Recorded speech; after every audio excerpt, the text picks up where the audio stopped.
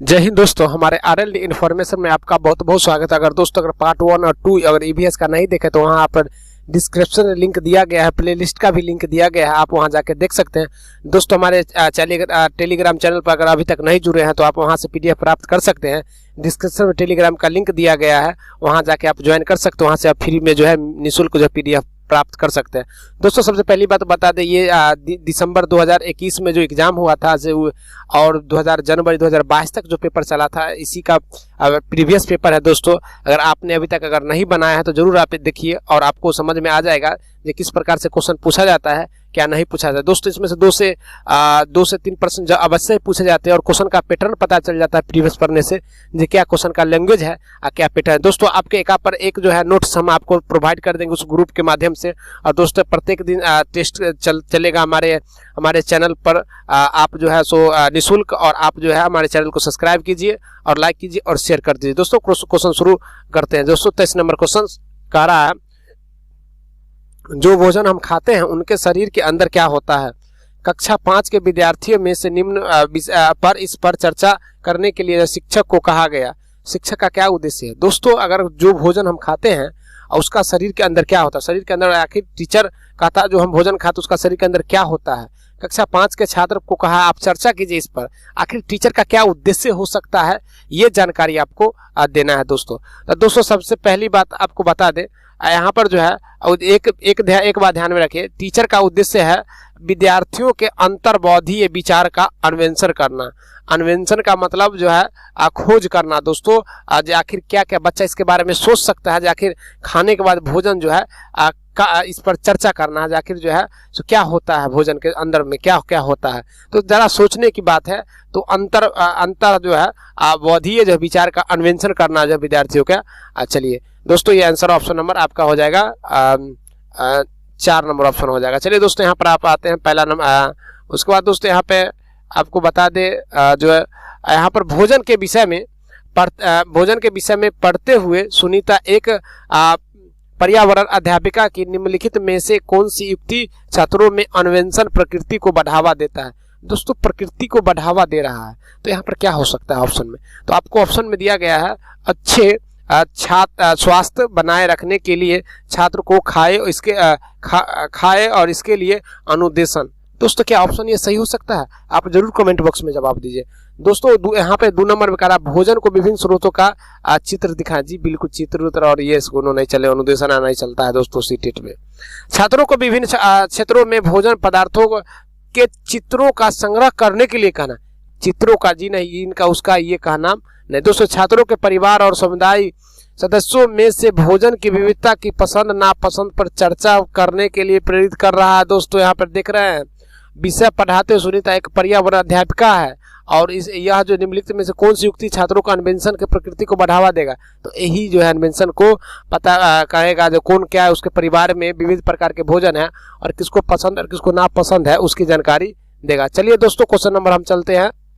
यहाँ पर दिया गया है निम्न में से कौन सा प्राथमिक स्तर पर ईवीएस का एक थीम है। दोस्तों प्राथमिक स्तर पर एक थीम है ईवीएस का। तो दोस्तों थीम कई चीज होते हैं। तो यहाँ पर देखिए ऑप्शन में एक है भोजन का संरक्षण, क्या ये हो सकता है। जी नहीं, बिल्कुल नहीं हो सकता है दोस्तों भोजन का संरक्षण। पदार्थ, जी नहीं, पदार्थ भी नहीं हो सकता है। हम चीजें कैसे बनते हैं और करते हैं। दोस्तों ये भी जो आपका आंसर नहीं होगा। दोस्तों आपका आंसर हो जाएगा सॉरी दोस्तों, हम चीज कैसे बनते हैं ये आपका आंसर हो जाएगा। चलिए प्रकृति संसाधन नहीं हो सकता है। आप जो है पढ़े होंगे तो आपको पता चल जाएगा होगा जो हम चीज कैसे बनते हैं, आपका आंसर यही होगा। चलिए क्वेश्चन नंबर 26 पर दोस्तों चलते हैं। निम्नलिखित में से जल के विषय में कौन सा सही नहीं है। दोस्तों यहाँ पे सही नहीं बताना है आपको। तो दोस्तों यहाँ पे सही नहीं है तो सब सही। निम्नलिखित में इनमें विभिन्न पदार्थों का घोलने की क्षमता। जी जल में विभिन्न प्रकार की घोलने की क्षमता होता है। तो दोस्तों ये तो सही है, हमको तो गलत वाला ऑप्शन को चूज करना है। तो ये दोस्तों सही है। पदार्थ की तीनों अवस्था में जल विद्यमान। जी ठोस, द्रव्य, गैस, ये भी सही है दोस्तों, हमको गलत चूज करना है। जल का घनत्व 100 डिग्री सेल्सियस यानी कि पर सर्वाधिक होता। जी नहीं, बिल्कुल गलत है दोस्तों, आपका ऑप्शन नंबर 3 गलत है। जल एक सार्वभौमिक विलायक है। जी बिल्कुल सही है दोस्तों, ऑप्शन नंबर आपको 3 हो जाएगा दोस्तों आपका आंसर चलिए दोस्तों, अगर आता होगा तो जरूर आप कमेंट बॉक्स में जवाब दे सकते हैं। चलिए, बहुत अच्छा प्रश्न है दोस्तों। 27 नंबर देखिए, आपने कभी देखा नहीं होगा ऐसे प्रश्न को। निम्न में से किस आवृत्ति का मूल्यांकन ईवीएस के सीखने सिखाने के लिए उपयुक्त है दोस्तों? सीखने सिखाने के लिए उपयुक्त है। तो चलिए दोस्तों, यहाँ पर प्रतिपादन क्या आंसर हो सकता है? अगर आता होगा तो जरूर आप दोस्तों कमेंट बॉक्स में जवाब दीजिए। जी, प्रतिदिन जो है सो यही आंसर हो जाएगा। चलिए दोस्तों, उसके बाद आते हैं 28 नंबर क्वेश्चन पे। निम्नलिखित में से कौन सी युक्ति भाषा सीखने में कठिनाई वाले विद्यार्थियों का पर्यावरण अध्ययन सीखने के लिए उचित है दोस्तों? क्या ये आपका आंसर हो सकता है? श्रवण सामग्री के रूप में पाठ्य पुस्तक, पाठ्य विषयों वस्तु देना। जी बिल्कुल, ये आंसर आपका नहीं होगा दोस्तों, यानी कि ऑप्शन गलत है। चलिए क्वेश्चन नंबर हम चलते हैं 28 की तरफ। विद्यार्थियों को कक्षा में प्रथम पंक्ति में बैठाने का प्रतिबद्ध किया जाए। जी नहीं, विद्यार्थी को ऐसा नहीं कर सकते हैं दोस्तों, कठिनाई वाले विद्यार्थी को। चलिए, उन्हें स्पर्शीय स्वरूप में या बड़े बड़े अक्षर में अंकित शिक्षण सामग्री दी जाए। जी आप दे सकते हैं? जी नहीं दे सकते। चलिए, तो ऑप्शन कौन बच गया दोस्तों? 4। अब आइए क्यों हो रहा है सो देख लीजिए। अवधारणाओं की व्याख्या बड़े बड़े चित्रों में ठोस वस्तुओं और क्रियाकलापों के साथ किया जाए। जी, क्रियाकलाप के साथ ईवीएस में किया जाता है, तब जाके जो है बच्चा सीख पाता है दोस्तों। तो आपका 28 का 4 हो जाएगा। चलिए क्वेश्चन नंबर 29 की तरफ चलते हैं। अभी तक आपने वीडियो को शेयर नहीं किया तो दोस्तों वीडियो को शेयर कर दीजिए और पूरा वॉच कीजिए, ताकि आपको भी लगे जो हमने कुछ इस चैनल के माध्यम से कुछ सीखा है दोस्तों।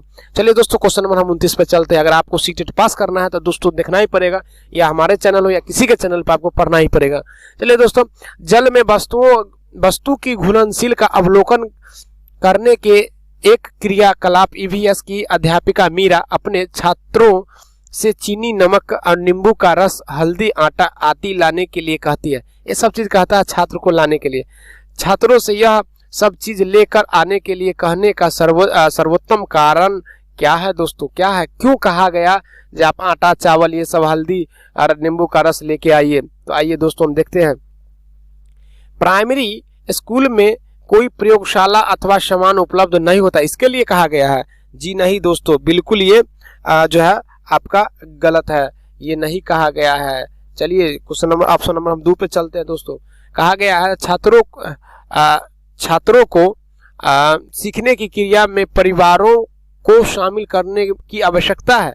जी नहीं, आपका ये भी आवश्यकता नहीं है दोस्तों। आपको जो है छात्रों को सम्मिलित करना, जिससे उनके ज्ञान का निर्माण आसानी से हो जाए। जी हाँ, अगर छात्र को अगर शामिल करेंगे इस प्रोग्राम में तो दोस्तों छात्र जो है सीख जाएगा आसानी से। छात्रों अपने स्थानीय ज्ञान को स्कूल के ज्ञान से संबंधित कर। जी बिल्कुल, यानी कि आपका बी भी सही है और डी भी सही है और सी भी सही है। तो ऑप्शन नंबर आपको दोस्तों कहाँ चला जाएगा? सी पर चला जाएगा। चलिए दोस्तों, क्वेश्चन नंबर 30 पर चलते हैं और लास्ट प्रश्न है इसका। दोस्तों कह रहा कल्पना चावला जो है एक भारतीय मूल की अमेरिकी अंतरिक्ष यात्री का निधन अंतरिक्ष यान में किस वर्ष हुआ था? दोस्तों किस वर्ष हुआ था? आपको बहुत अच्छा प्रश्न है दोस्तों, आपको जरूर आता होगा। 2003 में दोस्तों ये जो है हुआ था। तो दोस्तों हम सोचते हैं कि आपको वीडियो अच्छा लगा होगा जरूर, और आप हमारे चैनल के माध्यम कुछ ना कुछ जरूर सीखे होंगे। तो एक शेयर और एक लाइक, और आपके मन में जो भी प्रश्न है दोस्तों फटाफट कमेंट बॉक्स में टाइप कीजिए और कर दीजिए। ज़्यादा से ज़्यादा सब्सक्राइब करा दीजिए ताकि आने वाला समय हम क्लास लाइव दे सके। चलिए दोस्तों फिर मिलते हैं नेक्स्ट वीडियो के साथ।